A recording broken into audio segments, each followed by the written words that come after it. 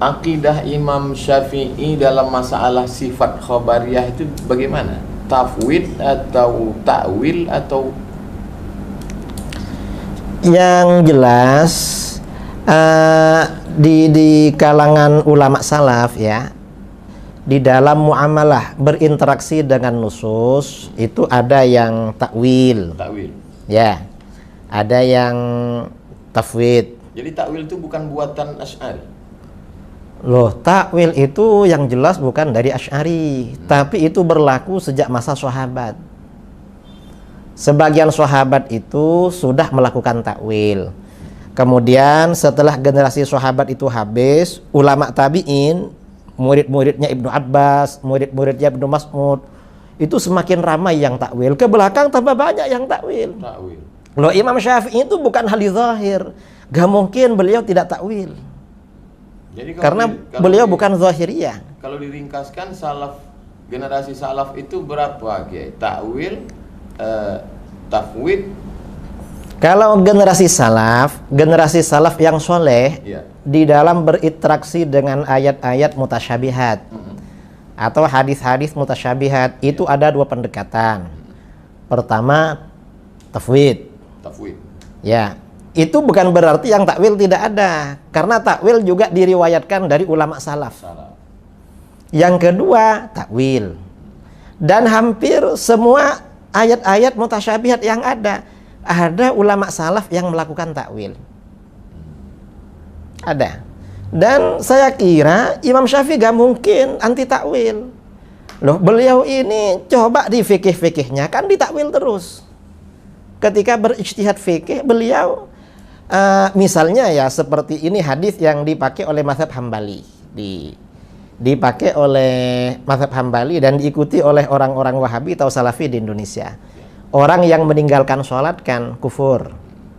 Jadi bainal kufri wa baina, antara kufur ya dengan iman itu adalah meninggalkan sholat. Imam Syafi'i takwil bahwa orang yang meninggalkan sholat tidak kafir, kecuali kalau meninggalkan sholat itu karena ingkar pada kewajiban sholat, baru kafir. Itu ditakwil hadis-hadis. Imam Syafi'i ini banyak melakukan takwil. Seandainya beliau tidak melakukan takwil, tidak lahir fikih beliau.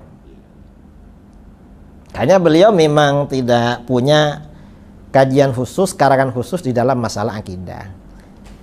Sekarang diambil pendapat Imam Syafi'i dari referensi lain, lalu kemudian dibenturkan dengan mazhab yang kita yakini Imam Abul Hasan Al-Asy'ari, mengatakan kamu ketika berakidah mestinya ikut Imam Asy'ari. Imam Asy'ari sendiri dalam kitab Mukhtasar Al-Ulu mengatakan Allahu fi samaihi ala arsyihi.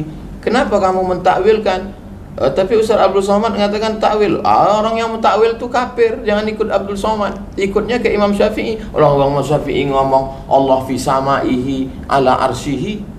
Jadi masyarakat yang tidak punya pegangan, gimana kita menjelaskan itu, Kiai? Yang seperti ini, kalau ada nas-nas seperti ini dari ulama salaf, misalnya Imam Syafi'i, yang pertama kita kaji itu dari segi riwayat, itu sahih apa tidak kepada beliau, nisbatnya. Kemudian seandainya sahih, kira-kira rawinya ini meriwayatkan bil lafzi atau bil makna. Kalau ini misalnya riwayatnya ahad, ini kan problem lagi kalau riwayatnya ahad. Karena di dalam akidah ini kan harus mutawatir.